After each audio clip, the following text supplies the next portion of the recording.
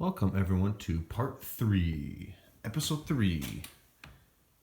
Cinnabon is pretty tired. These questions got him a little drained. It is a rainy day outside today. Perfect day for this. I was going to cut the grass. I'm glad I did not because it'd be raining, misting, whatever.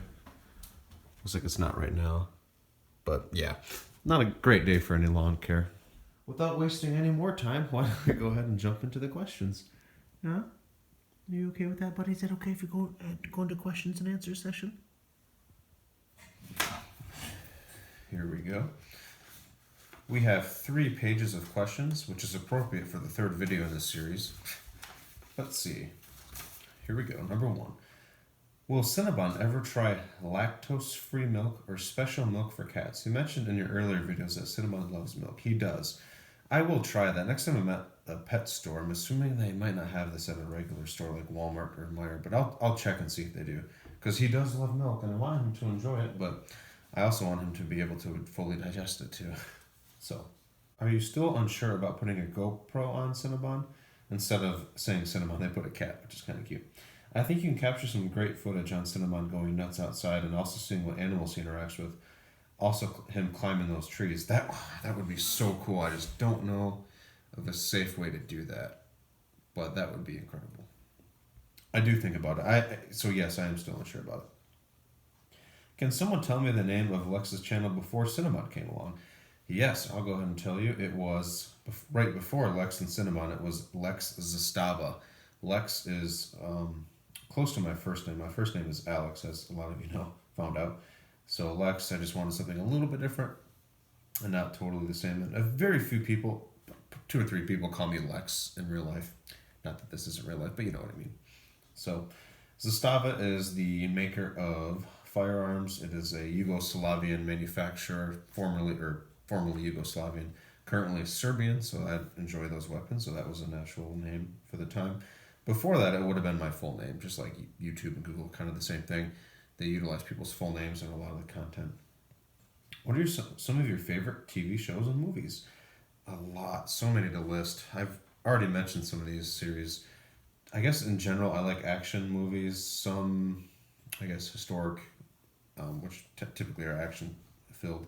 A couple what some would consider chick flicks are decent, as long as they're a good story.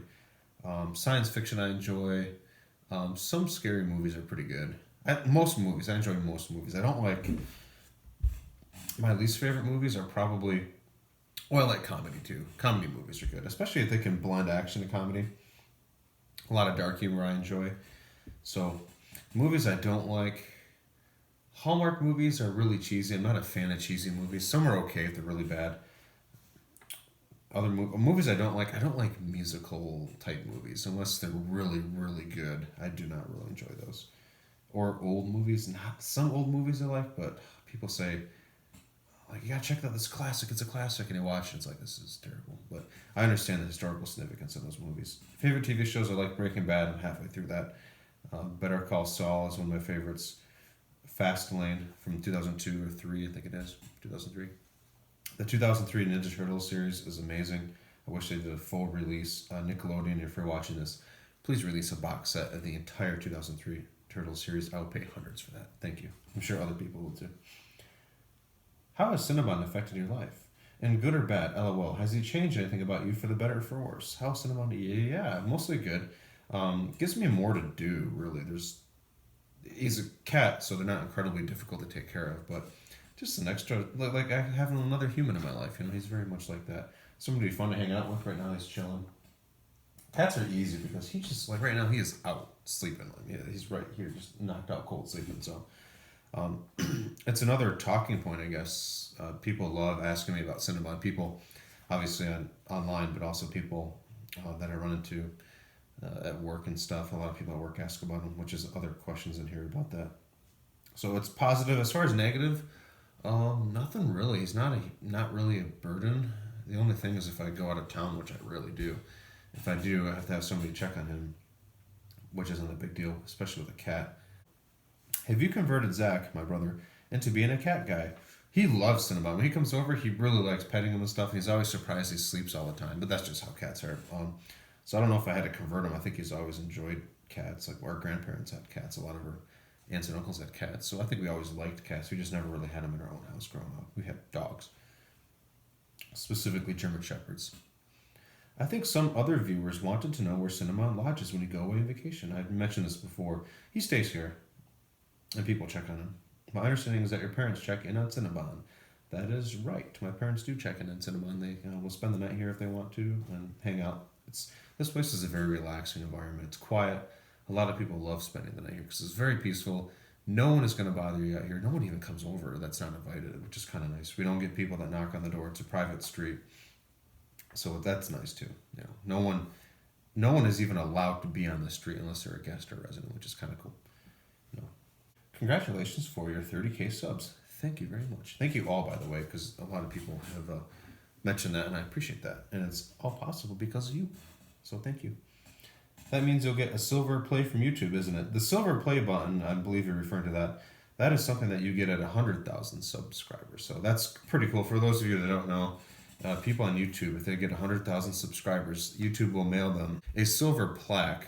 They've changed over the years a little bit. The newer ones, I don't even know if they're silver. They're silver in appearance, but I don't think they're actually silver. But who really cares, right? Not like you're going to melt it down and trade it into a pawn shop. I hope not. But they send you a plaque with your channel name on it. You get silver at 100,000, you get gold at 1 million subscribers, and at 10 million subscribers, you get diamond, which is really cool. And it's like a tradition. If you get a silver play button or any play button, you do an unboxing video, and we'll do that for sure. What brand of dry food do you feed Cinnabon? Currently, I feed him Meow Mix. Meow Mix is definitely better quality than when I fed him before. I fed him a generic brand of Meow Mix, and then I upped it to something a little bit better. So, is Cinnabon microchipped already? He is not.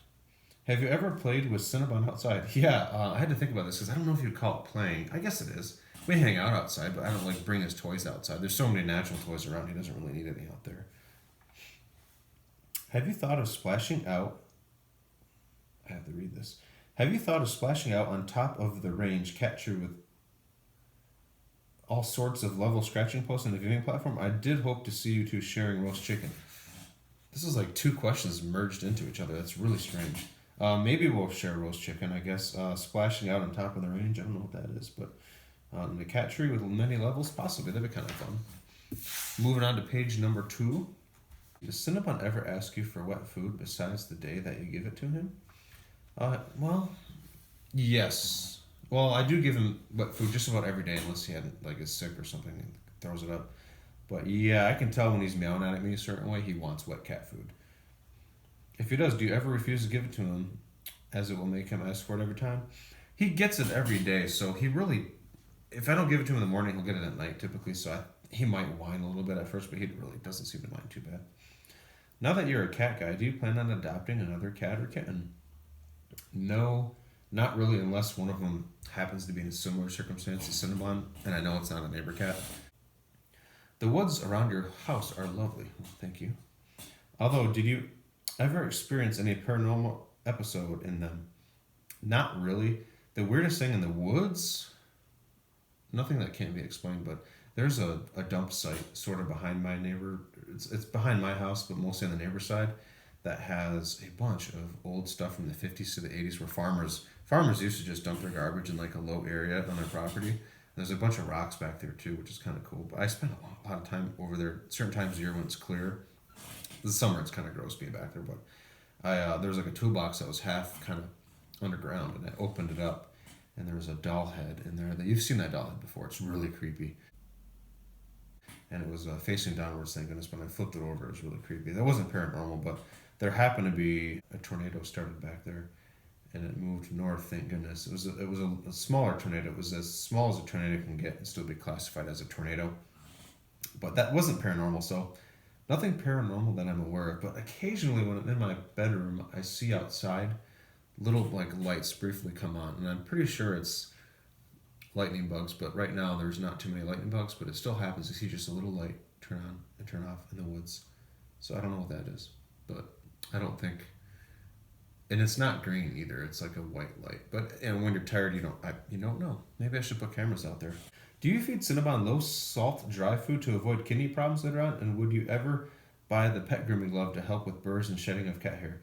Yeah, I'd look into the pet grooming glove. He has a brush, which some of you have seen me brush him before in previous videos. About the low salt dry food, I don't know. I give him wet food every day to help with the kidney problems. The wet food supplements the dry food. So, does Cinnabon prefer chicken, salmon, or the turkey wet food? He seems to love it all. I don't think he really likes any more than the other, as far as I know. He reacts to it the same. He enjoys it all. Also, would you ever consider feeding him a wet food that comes in a can with delicious gravy and trimmings? That's so funny. It's like almost a commercial. Yes, I've given him that before. He loves it. They come in the can, you know. Or are you saving that for an extra special occasion like a birthday celebration for him? I typically do. I should do that again. I've done it before. Before he would get wet food on a regular basis, I would just get him the wet food in a can. The cans are big, though. He doesn't eat it all in a single sitting, typically. If you go on vacation, will someone check in on Cinnamon to give pets a love? Yes, my parents, typically. Have you thought about getting a sibling, kitten sibling for him? This has already been asked. Not right now. It may happen in the future. You never know. What is your fondest or favorite childhood memory? I love how they spell favorites, the British way or the European way. My fondest or favorite childhood memory? Okay, so this one's really cool. My grandfather on my mom's side was into cars. He would fix and restore old cars and repaint them. And it was really fun as a kid, especially to kind of watch that and see, them putting the cars together. There's me as a baby. This is a Camaro my grandfather restored. I would imagine that was one of his proudest cars he did.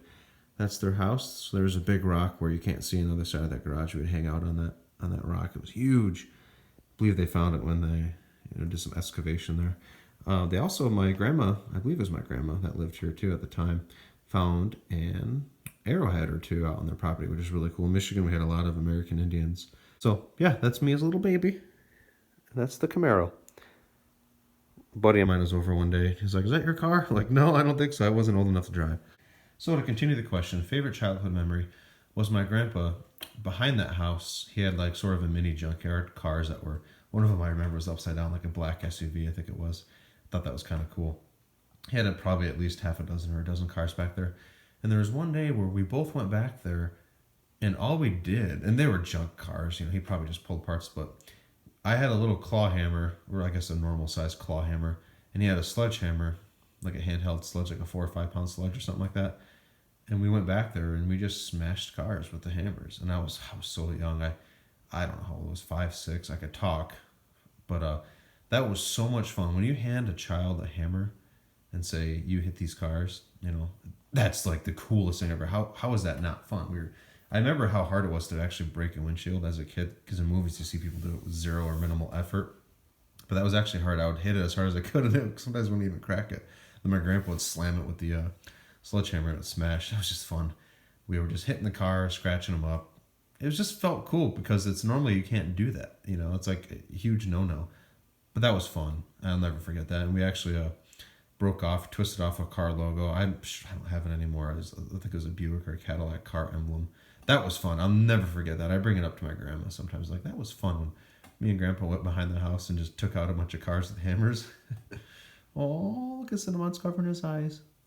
Well, but that was a great memory. I'll never forget that. Do you give him the food cold?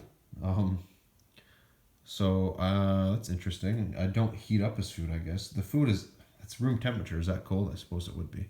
So yeah, I guess so. He doesn't seem to care. I've never warmed up his food. If you could be spliced into any movie once upon a time in Hollywood style, still haven't seen that movie. I need to. Probably maybe this weekend. Which would you choose and why? That is a darn good question. I think I'd do pretty well in a zombie movie. Assuming I was at least near my vehicle or near in my house, I have a lot of stuff that would make it fairly easy for me, assuming the zombies couldn't run. It wouldn't take long to get this house solidified, and I'd welcome some people over. If Cinnabon could have a cat cameo role, what would you want to see him in? Oh, so if he was in a movie, that's a great question. If Cinnabon was a cameo in a movie, gosh, maybe a movie where there's like somebody that has a stressful job, like a police officer or a first responder of some kind, that just they go home, they want to relax, they have a TV dinner and a beer, and they have their cat by their side or a dog. Movies that have that kind of a therapy animal, if you will. I think Cinnabon would be great for that. Like, you had a rough day, here, Cinnabon's here, that's nice. Something like that would be cool. What YouTube channels do you enjoy watching? Channels I have a couple of channels. I love the prank channels, like the older ones, Jack Vale, Ed Bassmaster, Infobren, Big Doss TV is a good one. I like a couple cryptocurrency channels, like the Crypto Lark's a good one. Altcoin Daily. I like videos where people go into abandoned malls and abandoned houses or whatever, and kind of abandoned areas and kind of film. I like those types of videos. A lot of how-to videos working on older vehicles. YouTube has been just almost a godsend with that. I honestly don't watch a lot of cat videos. A lot of people assume I do, and they send me pictures. I like pictures and videos of people's cats at their house. I think are cute, but like other cat videos, not a huge fan, because I kind of live it, so it would burn me out if I had to watch every cat video. I guess that would make sense. What does the green wristband you wear represent? That's a great question. So I wear two. Both of these were gifts from my good friend in Ireland. The first one, or the top one, is a paracord bracelet. He gave this to me. I don't believe he made it. I think a buddy has made it, but the one on the top there, it's like a camo band. You wear it in honor of first responders, military, police, those types. If you need to, you can take this down and use it as just paracords, general purpose string. I like to wear it. It's really well made. There's even people that, I don't do this, but you can like tie in like various handcuff escape keys inside it. Just have it as a string though. The other one below it, the tan one, I don't know if I'm going to pronounce it right, Mullen Labe or Abe. That's a Greek symbol. It means come and take them. Some of you probably know what that means. It is a phrase that was used, well, it dates back, I think I want to say it's Spartan. It dates back to the back when they had swords. The situation would be you have a government authority, a tyrannical government. So that would be Britain back in the colonial period in the U.S., I guess, or any type of force that is trying to be tyrannical, I guess, against their people. And if they demand the people turn over their weapons, and weapons that can be swords, guns, whatever, if they demand their people turn them in defiance, the people say, no, you come and take them, which is fighting words, basically. We're not going to turn into arms easily. You're going to have to fight for them. So it's an act of defiance, but a good type of defiance that keeps the power with the people. Great Cinnabon. So that's why I wear that. I don't really need it to remind me of that. It's just symbolic. What was the high-pitched sound when you were outside? Crickets? Yeah, it's probably crickets or cicadas. The high-pitched sound would be cicadas. Do you ever feel grateful that Cinnabon is in your life? Absolutely. Has knowing him improved your outlook on life? Yeah, it's given me an appreciation for animals a little bit more than normal, I would suppose. Life in general, I suppose so. Teaches, you got to value life more when you spend your time with someone that's dependent on you, right? Thanks for sharing him with us. Well, thank you for joining us. He is so sweet and special. Oh, one more thing. Do his 3 a.m. outside request wakes bother you? Not really. It's weird because I'm a light sleeper, but I go to bed pretty quick too, and I can sleep in very strange situations or locations easily, which is kind of nice. Like the best of both worlds. I wake up, like he jumps off my bed, it wakes me up. Even if I'm in a deep sleep, I let him out, and then that doesn't bother me. I go back to bed pretty easily. It might take a toll that I'm not aware of, but it seems to be fine. It hasn't impacted me at work or anything. As far as I know, maybe it has. No one's told me. Does Cinnabon purr often? Because as I recall, I only hear him purr in 2 or 3 videos. He purrs all the time, and I know that he's purring when I'm recording him a lot of the times. But when I play it back, I can't even hear it. So it's just hard for my camera to capture it, or the microphone of my camera to capture that. But he purrs a lot. First he didn't, though. I think it took him a little bit of time to get used to it. Question 1. Does your father build furniture that is for sale? I love your table he made. I would love one for my home. You know what? He does, but it's mainly local. He doesn't have a website or anything. I've mentioned it to him that he would do very well doing that. And I think he might, when he retires, he probably will do that more. But he makes furniture that will do extremely well. And the furniture he makes is custom. It's just really cool. He's made it for friends and local people like churches and stuff. It's quite phenomenal. I'll go ahead and show you some. Right now, I guess we'll take a little break and show you some of his furniture. We'll start with this table he made. That wood, the metal. The cool thing with the metal is he distressed it. It was in the white steel. He distressed it. And most of this is made from scraps, which is recycling, which is kind of cool. So he distresses the metal, lets it rust, lightly sands it, clear coats it, so you get this really cool, like patina look. He also did this matching table. Not great lighting. Let's see if I can improve that. It's pretty cool. In your grocery stores where you live, do they sell Count Chocula cereal? I've seen it before. I don't know how popular it is. I don't know if we even had it, but I've seen it at Walmart, I think. It might have been a limited time thing, but I believe you still can find it. I'll have to check next time, I guess. Just wondering if something like a Furminator would help get the burrs out of Cinnabon's fur. Maybe. They're pretty deep in there. His fur is pretty fluffy, so I have to get my nails in there a little far, but maybe. As for Cinnababy, what a nice name. What's your favorite cat food and treats? Also, what's your favorite quality about Lex? Well, let's see here. Again, I'm going to have to answer on his behalf. I guess, can I be your attorney, Cinnabon? Is that okay? He's pleading the fifth again, so let's just assume he wants me to represent him. His favorite cat food is probably wet cat food, I'm sure. I don't know specifically which one. And treat, he seems to really like the treats that have catnip in them, like a little bit of catnip. I think most of them do. His favorite quality about me, if I had to guess, it would be that I'm fairly accommodating to him, I guess. You know, if he wants something, I try to figure out what he wants. Here's a good one. If you were a gun, what type of gun would you be? And for people who don't know what that is, can you show a pic, please, and describe it? I can do more than a pic. I can show you a video. If you could travel out of state, where would you go? Any scary stories? Do you believe in the paranormal? It's a loaded question. I'll answer the rest of the questions, then we'll get to a gun. If you could travel out of state, where would you go? I would go to Ireland to meet up with my buddy. I plan on doing that soon. Any scary stories? Yeah, I don't want to get into ghost stories here, but definitely had a couple. Well, I guess one of them was I was in a hotel. A buddy and I were spending the night in Traverse City, Michigan, and we just kind of hitting some breweries and restaurants. We just had a good time. It was in the winter, so it wasn't as busy, and the hotels were cheap.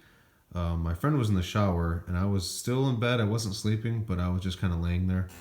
And I was fully awake at this point, but my eyes were closed because I kind of wanted to go back to bed, but at that point I knew I just was relaxing, I guess. So it sounded like somebody had opened and closed the drawers in the room we were in, and then when I looked, I saw a shadow on the wall, and then it was moving. It was like a straight shadow. It was moving and it disappeared, and I just figured somebody was walking by the window because we're on the main level, ground level, and then through the blinds, I thought maybe it cast a shadow, and I moved my hand in front of where somebody would have walked, and the shadow was nowhere near that spot. So I did see something and hear something, and I asked the hotel staff about it, if they've ever heard of any haunted stories there. They said that they haven't, but then they mentioned someone there that had mentioned something, but apparently they didn't trust this person that said it was haunted. So I don't know, that's probably the weirdest thing. I've had issues with sleep paralysis too in the past. Sleep paralysis, I don't want to get into that too much in this video, but it's a weird thing that happens to me it could happen to me for several days in a row, for a week, and then not come back for 6 months. But it's basically when you're in REM sleep, your body is paralyzed because you don't want to act out your dreams. It's a protective mechanism, which everyone has. It's natural.